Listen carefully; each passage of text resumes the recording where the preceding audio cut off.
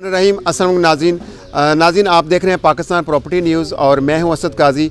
आज मैं नैब कोर्ट वफाकी कॉलोनी में मौजूद हूं। मेरे पीछे आप ईडन के मुतासरीन देख रहे हैं। आज समात थी, उसका ये बता रहे हैं कि यहाँ पर चूँकि वकला ने हड़ताल की हुई है तो इसलिए आज यहाँ पर समात नहीं हो सकी, लेकिन इनके मुतालबात क्या हैं वो हम इनसे जानते हैं। अस्सलाम वालेकुम राजा साहब, आप ग्रुप लीडर हैं, फिर उमर साहब मैं आपकी तरफ आऊँगा।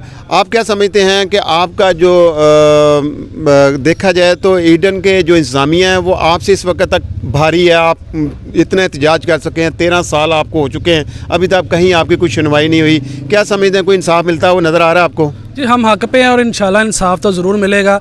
ये अदारे इनके साथ मिलके जो है वो टाइम बाय कर सकते हैं, लेकिन इंसाफ को नहीं रोक सकते। अल्लाह के घर हमें पूरी उम्मीद है कि जल्द अज जल्द हमें जो है ना इंसाफ मिलेगा। अभी आप देखें कि पिछले इस महीने में 3 पेशी हुई हैं और तीनों में जो है ना वो गवाहों पे जिरा मुकम्मल नहीं हो सकी। हालांकि ये छोटा सा एक इक़दाम है, लेकिन ईडन के वकला की तरफ से टाइम जो है वो ज़ाया किया जा रहा है इसके ऊपर और ये मुकम्मल नहीं की जा रही। इसके ऊपर आज मुतासिन काफ़ी जो है उनमें गम गुस्सा पाया गया, उन्होंने काफ़ी इधर एहतजाज भी किया, क्योंकि ये पारा जो इनका मुतासरीन का हाई होता जा रहा है। कितना और वक्त इनको चाहिए इंसाफ करने के लिए? 4 साल से ये केस चल रहा है अदालतों में और इनको कितना वक्त चाहिए? कम से कम केस का फ़ैसला जल्द अज जल्द किया जाए। अब मुतासरीन का अगली पेशी पे यही प्लान बन रहा है कि इधर इंसाफ का जनाजा पढ़ा जाएगा या इंसाफ की कुलखानी की जाएगी। तो इस पर प्लान हम कर रहे हैं। इंशाल्लाह अगली पेशी पे आप देखेंगे कि इंसाफ का जो है वो जनाजा पढ़ा जाएगा, क्योंकि मुतासिन के साथ इंसाफ बिल्कुल नहीं हो रहा। आज बताएं यहाँ पर जो आपके वैसे तो आपके मुजरमीन हैं, लेकिन ये कह रहे हैं जी अब लोग आते हैं या नहीं आते, ये बात की बात है। असल में ये लोग आए हैं यहाँ पर पेशी पे? जी लोग तो आ रहे हैं पेशी पे, काफ़ी लोग आ रहे हैं और हमारा यही मुतालबा है कि जो सड़कों पे लोग हैं कम से कम इनको तो क्लियर कर दिया जाए। बाकी मामला आप बाद में देखते रहें, 13,000 के जो भी हैं, लेकिन जो सड़कों पर जो अपना हक लेने के लिए ख्वार हो रहे हैं पिछले कोई 10 साल से, कम से कम इन मुतासरीन को तो आप जल्द अज जल्द क्लियर करें, इनको कुछ इनका हक दें। हमारा तो यही मुतालबा है। नजायज़ हमने डिमांड इनके सामने कोई रखी भी नहीं हुई और यही इनको बार बार कहा जाता है कि कम से कम हमारे साथ इंसाफ किया जाए और कितना लटकाया जाएगा हमारा केस। ये हाँ, मैं यही बात करना चाह रहा हूँ। ये जितने भी ईडन के मुतासरीन ये हज़ारों की तादाद में हैं, हर समात पे ये आते हैं, अपना वक्त निकाल कर आते हैं, पैसे भी इन्होंने लगाया, अब वक्त लगा रहे हैं और आगे आपको पता हालात कोरोना की वजह से बहुत, और पाकिस्तान में वैसे महंगाई है। उमर फ़ारूक भी एक ग्रुप को लीड करते हैं। उमर भाई, आप दोनों मुत्तहिद होकर आज हमारे साथ खड़े हैं। हम चाह रहे हैं कि आपका जो मुश्तरका दुश्मन कह लें आप, वो आपसे ताकतवर है, वो आपके कंट्रोल से इस टाइम तो बाहर है, इदारे उनके कंट्रोल में हैं। किस तरह क्या लाए अमल आप इख्तियार करेंगे कि आपको कोई इंसाफ मिल सके? देखिए जी, हमने आज ये सोचा था कि आज ऐसे इंसाफ फिर एक दफ़ा छुट्टी पे चला गया और ये कोई ना कोई रोज़ बहाना और हीले बहाने से इसको केस को डिले किया जा रहा है। तमाम तर मुतासरीन जो है, जैसे जैसे मौसम की हीट बढ़ रही है, उनके दिमागों में भी गर्मी बढ़ रही है। तो आज बहुत शदीद गुस्से में थे तमाम मुतासरीन। उन्होंने जब मुजरमा जो थी अंजुम अमजद के बाहर निकली है वफाकी कॉलोनी के नैब कोर्ट से, तो उन्होंने उसका घेराव किया, उसकी गाड़ी को बाकायदा उन्होंने रोका है कि आप हमें इंसाफ दें, लेकिन उसने बिल्कुल मुतासरीन को नज़रअंदाज करते हुए अपनी गाड़ी भगा दी। तो हमारा इनसे मुतालबा भी है और हमारी ये हमेशा से ये कावश और प्रोटेस्ट भी रहे हैं, और हम अपना ये जो अभी बताया आपको रमीज़ ने जी कि हम इंशाल्लाह नेक्स्ट हेयरिंग पे इंसाफ का जनाजा निकालेंगे और या इसका जो कम से कम हमको फातह खानी करेंगे कि ये इतनी डिले 15 साल से जो केस है और मुतासिर 12,000 ख़ानदान है, ना इसके ऊपर गवर्नमेंट की नज़र है, ना जजिस साहबान की है, ना चीफ जस्टिस की है। आला अदलिया चुप कर खामोशी से जो बैठे हैं और इसको लटकाया जा रहा है, जिस ट्रायल में डाला जा रहा है। और भाई अब प्रॉपर्टी मौजूद है, जब प्रॉपर्टी 50 अरब से ज़्यादा की मौजूद है तो डिले किस बात की है? मुजरिम मान रहा है कि मैंने पैसे देने हैं, मैंने लूटा है, तो लोगों को आप फौरी तौर पर प्लॉट या पैसे दे गए। मुलजमान हमारे लिए मुजरमान आपके हैं, तो मुजरमान का आज इन्होंने यहाँ पर उनकी वो नहीं, मुजरमान यहाँ पर आए, उन्होंने क्या किया कि खाना पूरी करके चले गए? देखिए जी, मुजरम यहाँ पे आती है रेंज रोवर पे दंदनाती अपने गार्डों के साथ, जो कि उसको आगे ना आने दें। पूरा नैब कोर्ट का अमला जो है वो उनको सिक्योरिटी प्रोवाइड करता है, प्रोटोकॉल देता है और उनको अंदर गुजारा जाता है। गाड़ियाँ अंदर जाती हैं, बाहर आती हैं। यहाँ मिनिस्टर भी बाहर गाड़ियाँ लगा के जाते हैं। वो मिनिस्टरों से भी एक दर्जा ऊपर दे दिया गया कि प्राइवेट जो मुजरमा है, चोर है, हमारी डाकू रानी है, उसको जनाब अंदर जाने दिया जाता है, बजाय इसके कि हमें तमाम फैक्ट्रीज को अंदर जाने दिया जाए, फैक्ट्रीज को बाहर खड़ा किया जाता है। और इसके लिए सबसे जो बड़ी बात है कि जज साहब अगर कोई फैक्ट्री उनसे बात करता है तो जज साहब उसे कहते हैं जी कि आप यहाँ बात ही ना करें, भाई आपसे इंसाफ मांगने के लोग आए हैं, आप उनकी बात तो सुने, नादरसी तो करें। अच्छा दिलशाद साहब आप क्या कहेंगे? जी बात ये है कि सबसे पहले जो शर्मनाक अमल है ना वो हमारे इधर जो नैब के प्रोसिक्यूटर है उनका है। अच्छा। जो मुतासिन अंदर कभी अदालत के अंदर जज साहब से कोई बात करने की कोशिश करता है तो सबसे पहले जज साहब के बोलने से पहले प्रोसिक्यूटर उसको टोक देता है। और एक दो हमारे साथियों ने आज बात करने की कोशिश भी की है, मगर जज साहब ने तो अभी कुछ नहीं बोला, मगर प्रोसिक्यूटर ने उसने मना कर दिया कि आप बात ना करें। अब देखें कि नैब इसके अंदर सबसे बड़ा मुजरम ये है कि नैब के कोर्ट में आके जो मुलजमा है वो ये कहती है जी मैंने प्ली बार्गेन की एप्लीकेशन दी है 15 अरब की और 5 साल की, और नैब मुझे उस अभी तक पिछले 6 माह से ना हाँ की बात कर रहा है ना इसे रिजेक्ट कर रहा है, ना एक्सेप्ट कर रहा है ना रिजेक्ट कर रहा है। अगर अब जज साहब उनसे पूछते हैं नैब के प्रोसिक्यूटर से आप बताएं आया इनकी एप्लीकेशन रिजेक्ट है या एक्सेप्ट है, तो वो बजाय किसी चीज़ में, मगर मुतासिरीन का ये मुतालबा है कि हमारा जो रेफरेंस के अंदर 25 अरब की रकम है हम उससे ये नैब को बताना चाहते हैं, प्रोसिक्यूटर को भी बताना चाहते हैं, हम उससे 1 रुपया कम के ऊपर प्ली बार्गेन नहीं होने देंगे। अगर नैब ने इस तरह की कोई हरकत करने की कोशिश की तो फिर हम भरपूर तरीके से नैब का भी घेराव करेंगे। ठीक है। अच्छा बुजुर्गो आपने किस सन में प्लॉट इनके मतलब फाइल जमा करवाई, तो आज आपको कितना अर्सा हो गया? ये 10-12 साल हो गए हमें। 12 साल हो गए आप इसी तरह खा रहे हैं? इस तरह खार हो रहे हैं, ना वो प्लॉट देते हैं अच्छा। ना वो पैसे ही वापस करते हैं। ये देखो उनका लेटर हेड पैड पे आपकी सारी रकमें एक साथ अदा हुई हैं? ये सारी अदा हुई है, ये उनका लेटर हेड पैड देखें, ये पढ़े। ठीक है, ये मैं अपने ज़रा कैमरा मैन को कहूँगा ये ज़रा दिखाएं। हाँ। ये आप क्लोज़ करें, ये देखें जी, ये तारीख है 12 अप्रैल 2017। मतलब ये है कि आपकी सारी रकमें अदा हो चुकी हैं, आपको ये लेटर दे दिया गया है कि ये स्कीम आपको प्लाट दे दिया गया। लेकिन जब मैं गया हूँ तो वो कह रहे थे कि नहीं इतने पैसे और दो।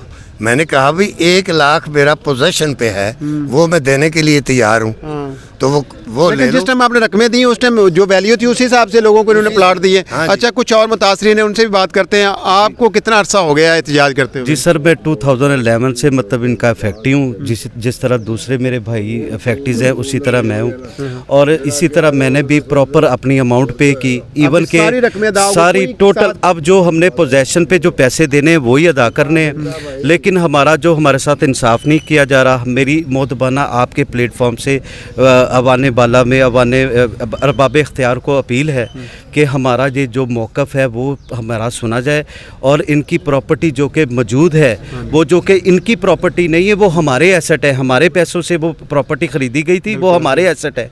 इनके वो ऑक्शन करके हमारे मुतासरीन में तकसीम किए जाए। हम इस प्ली बार्गेनिंग को नहीं मानते, और ये जो 25 अरब की भी प्ली बार्गेनिंग जो की थी वो आज से 4 साल पहले की गई थी। अब इनकी प्रॉपर्टी जो है 100 अरब से भी ज़्यादा हो चुकी है सर, और ये प्रॉपर्टी इनकी ऑक्शन करके हमारे मुतासरीन में तकसीम की। हमारा एक ही मौक़िफ़ है, या हमें प्लॉट दिए जाए, अदरवाइज इनकी प्रॉपर्टी ऑक्शन करके आज के हिसाब से वैल्यू दीजिए, और इनको करार वाकई सज़ा दीजिए, ताकि कोई दूसरा डॉक्टर अमजद या अंजम अमजद इस मुल्क में पैदा होके वो गरीबों का और हमारे लो मीडियोकर लोगों का पैसा ना वापस आऊँगा। मैं बुजुर्गों से ज़रा बात कर लूँ। सीनियर बुजुर्गों, किस उम्र में आपने ये प्लॉट उस टाइम आपने इसकी फीसें जमा करवाई और प्लॉट लेने के लिए आपने इनके पास गए? अब कितनी उम्र हो गई है? मैंने 2009 में बुकिंग कराई, 2-2.5 साल में इनको पेमेंट कर दी है। इन्होंने कहा था कि हम कब्ज़ा दे देंगे आपको 2 साल बाद, तीसरे साल इन्होंने कोई कब्ज़ा नहीं दिया। उसके बाद ये बस वो रिंग रोड का भी बीच में चक्कर चलाते रहे, और आज 2022 हो गया है, ठीक। अभी तक इन्होंने ना हमें कब्ज़ा दिया और ना ही हमें मतलब कोई सेटिस्फेक्शन वाली कोई बात नहीं कर रहे ये। अच्छा नाज़िम, मैं बताऊँ कि ईडन की तो इंतज़ामिया इतनी असर सूख वाली थी कि जब भी इनको पता चलता था कि टिप्पा का रिंग रोड का या कोई भी मनसूबा आना है तो उस रोड के ऊपर ये प्रॉपर्टी ख़रीदते थे। इनको आइडिया था कि यहाँ से रिंग रोड गुजरना है, इनका जो इनकी हाउसिंग सोसाइटी है उसके अंदर आनी है, लेकिन फिर भी जानबूझकर वो प्रॉपर्टी ली गई फिर घर बनाए गए, फिर उनको गिराया गया, फिर गवर्नमेंट से उसके फंड्स भी लिए गए, पैसे भी लिए गए। साहब इसमें मैं आपको और बताता चलूँ कि एक आप फर्ज करें गज्जू मता की इनकी साइड है, रिंग रोड के ऊपर है, लाहौर की प्राइम लोकेशन है, उसमें जो इन्होंने प्लॉट फ्रीज करवाए हैं उनकी वैल्यूएशन निकाली गई है तो 4 लाख रुपया पर मल्ला के हिसाब से उसकी वैल्यूएशन है। अब आप मुझे बताएं लाहौर में किस जगह पे 4 लाख रुपया पर मल्ला के इनको जो है ना प्लॉट मिलेगा। उसमें कमर्शियल की इन्होंने 20 लाख रुपया पर मल्ला निकाली हुई है। अब मुझे बताएं कमर्शियल कहाँ पे, आज तो जो है ना दूसरे प्लॉट हैं वो 20 लाख रुपया पर मल्ला के हिसाब से मिल रहे हैं। तो सोसाइटी में ये देखें कि इनकी वैल्यूएशन इतनी कम लगाई गई है। 25 अरब भी हम समझते हैं कि ये बहुत कम है, ये 50 अरब से ऊपर की होनी चाहिए और इसमें रिकवरी मौजूद है। इस केस में आप देखें कि 25 अरब की अगर देखी भी जाए जो भी इन्होंने लगवाई है वो रिकवरी मौजूद है और मुतासरीन भी हैं और ये मानते भी हैं कि हमने इनका पैसा देना है, इनके पास सारा रिकॉर्ड मौजूद है। तो फिर ये अभी तक इसका फैसला क्यों नहीं हो रहा? क्यों नहीं वो प्रॉपर्टी सेल करके लोगों को जो दिया जा रहा है, क्यों बार बार इनसे पूछा जा रहा है कि खुदा का वास्ता है आप इनके साथ इंसाफ कर दें, आप खुद दे दें? क्यों इनसे नैब बार बार, क्या नैब इतना ही कमज़ोर है? लाहौर की तमाम सोसाइटीज़ के जो है ना फैसले हो चुके हैं, सिर्फ एक ईडन है जिसका फैसला नहीं हुआ। बाकी लाहौर में तमाम सोसाइटीज़ को जो प्लॉट दिए गए हैं पैसे दिए नैब ने लेके दिए हैं, लेकिन जहाँ पे आता है ईडन का नाम वहाँ पे नैब बेबस है, नैब के हाथ खड़े होते हैं। क्या वजह है? ये सोचने वाली बात है। अदलिया इस पे क्यों नहीं फैसला दे पा रही, ये सोचने वाली बात। अच्छा, मैंने उमर साहब पता किया एलडीए से इन्होंने रिवाइज प्लान दे दिया है, वो नई तरीके से नए प्लान लेके आ रहे हैं वहाँ पर, लेआउट प्लान जगह इनके पास है। इसका मतलब ये है कि ये दे सकते हैं। अब क्या समझते हैं कि अगर ये सेल भी करते हैं नए क्लाइंट को, समझ लें आप किसी इन्वेस्टर को, तो आपको तो दागियाँ हो सकती हैं वन गो में। देखिए जी, इन्होंने जो रिवाइज प्लान दिया है वो गज्जू मत्ते का नहीं दिया, इन्होंने वो ईडनाबाद का दिया है, वो भी उसको प्रॉपर्टीज़ को बेच के देने के लिए। और फैक्ट्रीज़ को जब ये अगर प्ली बार्गेन 25 अरब की भी कर देते हैं तो इन्होंने 2 साल या 3 साल के अरसे में पैसे वापस करने हैं, तब तक 25 अरब की प्रॉपर्टी फिर वो 100 अरब के करीब पहुँच जाएगी। तो इनका तो ये बहुत बड़ा समझ लें कि फैक्ट्री के साथ एक और फ्रॉड है इदारों के साथ मिलकर कि आप 25 अरब की प्रॉपर्टी को फिर राम राम से बेच के जब उसकी डेवलपमेंट करके पैसे बढ़ते जाएंगे फिर देंगे। जिन लोगों के पास पोजेशन है उनको ना घर बनाने दिए जा रहे हैं ना उनको बेचने के लिए अलाउ किया जा रहा है। और भाई जिन लोगों के पोजेशन आपने दिए हैं उनसे फिर सस्ते दामों प्रॉपर्टी उठा के महंगे बेचने का प्लान है इनका। अच्छा, इतने खौफनाक प्लान है कि फैक्ट्रीज को रोलने का, ख्वार करने का प्लान किया। मुझे जरा इन मुतासरी में सारे जितने इनके प्रोजेक्ट है डिफरेंट प्रोजेक्ट के मुतासरीन है या एक ही प्रोजेक्ट? तमाम डिफरेंट प्रोजेक्ट्स के, ईडनाबाद है, ईडन विलाज है, ईडन गज्जू मत्ता साइट है, ईडन प्लेस है, तमाम तार जितने भी इनके लाहौर या पाकिस्तान के अंदर फ्रॉड इन्होंने किया है जहाँ जहाँ भी, सबके फैक्ट्रीज मौजूद है। और हम एक प्लेटफॉर्म पे इकट्ठे हैं, हम एक प्लेटफॉर्म पे इकट्ठे हो गए, हम तमाम इदारों को भी कहते हैं जी कि इसका फैसला इस तरीके से किया जाए कि तमाम मुतासरीन की दादरसी हो सके, ना कि मुतासरीन बेचारे फिर मुतासरा हो जाएं। कि आप उनको एक बंदे को आप कहते हैं जी हम 3 साल में आपको पैसे देंगे, तो उसका 20 लाख रुपये लिया हुआ है, तो 20 लाख वो आप कितना के दे देंगे? आप तो 3 सालों में देंगे, वो तो 20 लाख से भी 10 लाख रह जाएगा, खर्च कर जाएगा, खा जाएगा उसके लिए। तो आप बिल्डिंग मटेरियल नहीं खरीद सकते 20 लाख का, 5 मरले घर बनाए ना तो 50 लाख का बिल्डिंग मटेरियल चाहिए आपको, तो क्या आप उसको बिल्डिंग मटेरियल के पैसे भी नहीं दे रहे? प्लॉट तो बहुत दूर की बात है, तो बहुत बड़ी जाती है। काजी साहब, अब इस पे इंसाफ हमारे साथ ये किया जा रहा है कि ईडन को 5 साल का टाइम दिया जा रहा है कि वो 5 साल ले कारोबार करे, मकान बनाए, उनको बेचे, उनसे हासिल होने वाला प्रॉफिट जो है वो आके फिर नैब को दे, फिर नैब उन पैसों को कोई अपने पास 4 साल रखे, उसके बाद मुतासिन को 1-1 लाख की किस्त करके दिया जाए। क्या ये इंसाफ हो रहा है हमारे साथ? ये देखा हमारे यहाँ जो अदालतें हैं वो मुजरमान को सपोर्ट करती हैं, जो मुद्दाई होते हैं मुतासरीन को नहीं करते। आप ये देखें खुद के इधर ये अंजुम अमजद आती है, रेंज रोवर पे अंदर जाती है, साथ उसके पूरे गार्ड जाते हैं, जबकि मुतासरीन को कोर्ट के अंदर जाने की इजाज़त नहीं है, वो अपना इंसाफ होता हुआ नहीं देख सकते। जब से आ रहे हैं यहीं बाहर के गेट पे खड़े रहते हैं, आप अंदर नहीं जाते? अंदर हमें जाने की बिल्कुल इजाज़त नहीं है, गेट लगा हुआ है, इसके सामने भी खड़ी होने की हमें इजाज़त नहीं है कि हम ये ना देख सके कि हमारे साथ इंसाफ कैसे किया जा रहा है, क्या इस तरह इंसाफ किया जाता है? बाहर के मुल्क वाली निशान है आपके मैं बल्कि नैब के जितने मेरे जानने दोस्त जानने वाले हैं, मैं बल्कि उनसे रिक्वेस्ट करूँगा कि जिनका केस इस कोर्ट में लगा हुआ है, वैसे मैं तो मुल्ज़मान कहूँगा लेकिन ये मुजरमान कहते हैं, मुजरमान जब यहाँ पर आते हैं तो उनको वो प्रोटोकॉल दिया जाता है, इनकी कहीं कोई सुनवाई नहीं है और ये बेचारे बाहर आ गए एहतिजाज करके चले जाते हैं। लोग सुबह 8 बजे से खड़े हैं और अब 12 बज गए हैं, ये 4 घंटे से खड़े हैं इस जगह पे, और जो मुल्ज़िम है वो सुकून के साथ अपनी रेंज रोवर में बैठी हुई हैं। तो ये अदालत को चाहिए कि इनके साथ नरम गोशा रखा जाए, ये इनकी मुतासिन के साथ नरम गोशा रखा जाए, इनकी दाद रसी की जाए। ये लुटे हुए हैं, 13 साल से लुटे हुए हैं और आपके पास अभी इतनी ताकत है कि आप इनका फैसला कर सकें। आप इस वक्त कुछ भी फैसला कर सकते हैं, इनको 2 गुना भी दिलवा सकते हैं, 3 गुना भी दिलवा सकते हैं, आपकी कलम चलनी है। तो 12,000 ख़ानदान है, ये कोई 12 लोग नहीं है, ये 12,000 ख़ानदानों का जमा पूंजी है। इनमें से बहुत से लोग इस तरह के हैं कि जिनके साथ सिर्फ ज़िंदगी की यही जमा पूंजी थी जो इन्होंने इनको दे दी। अब उनके पास इसके अलावा कुछ नहीं है। उनके घरों के हालात देखें, बहुत बुरे हालात हैं, और उनके पास बिल्कुल भी इसी पैसे से वो उम्मीद लगा के बैठे हुए हैं कि यहाँ से हमें पैसे मिलेंगे तो हम अपनी छत बनाएंगे, अपने बच्चों के लिए घर बनाएंगे, अपने बच्चों के लिए कोई प्लॉट लेंगे। वो कब मिलेंगे? जब वो मर जाएंगे। बहुत से हमारे फैक्ट्री ऐसे हैं, अब ये बुजुर्ग साहब हैं, इनकी उम्र देख लें आप, ये कितने और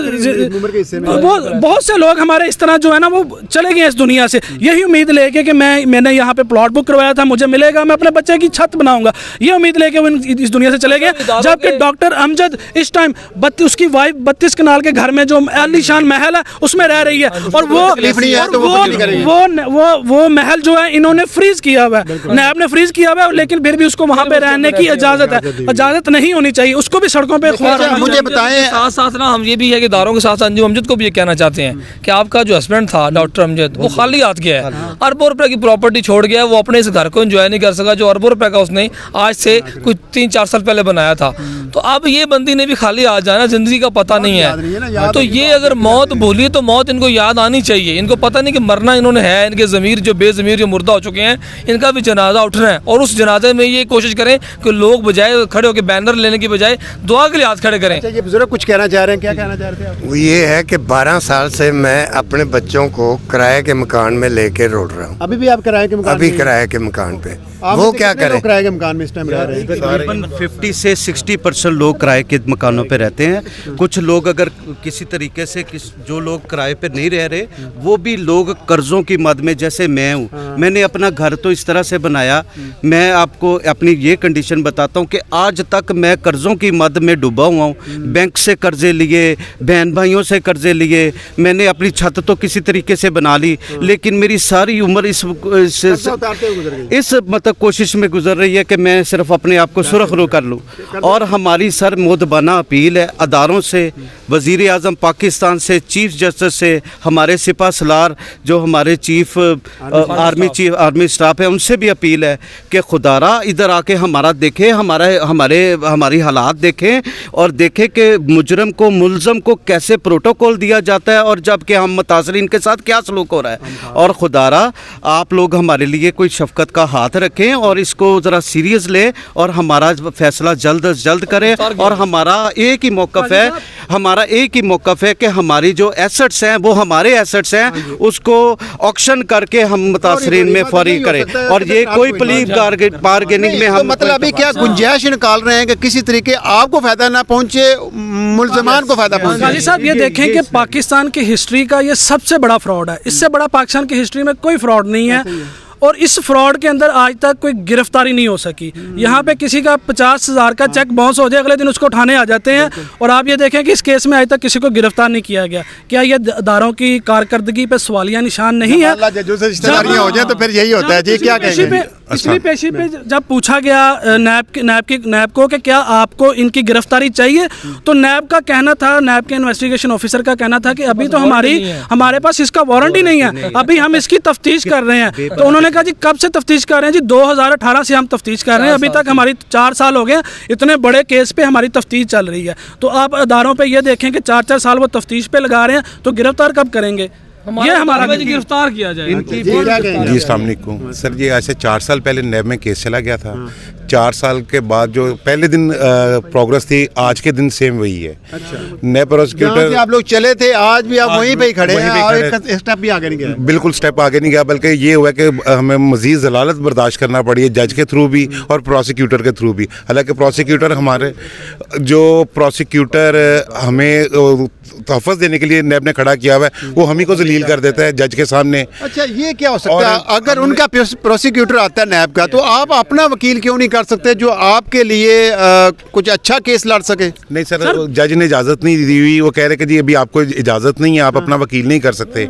सर नैब के खिलाफ प्रोटेस्ट आपको भी नहीं सुनते, आपको वकील भी नहीं करने देते, और जो नैब के प्रोसिक्यूटर या उनके वकला हैं वो ऑलरेडी देखें, आप तो किसी को कुछ नहीं दे सकते, लेकिन वो तो अरबोपति हैं, वो किसी को भी खरीद सकते हैं, किसी को भी अपने हक में कर सकते हैं, तो उसने तो केस उसी तरह लड़ना है ना। बिल्कुल सर, नैब ने हमारे हाथ पांव बांध के हमें समंदर में फेंक दी है कि ना हम अपना वकील कर सकते हैं, ना हम अपने जज के सामने मुद्दा बयान कर सकते हैं। ऊपर अगर प्रोटेस्ट करने जाएं तो हमारे पे पर्चे दे देते हैं, हम पर्चे भी अभी तक भुगत रहे हैं। अपना हक मांगने के लिए बजाय उनको पकड़ने के लिए हमें पकड़ लेते हैं। तो अब बताए कि कहाँ जाएं, कौन सी अदालत में जाएं?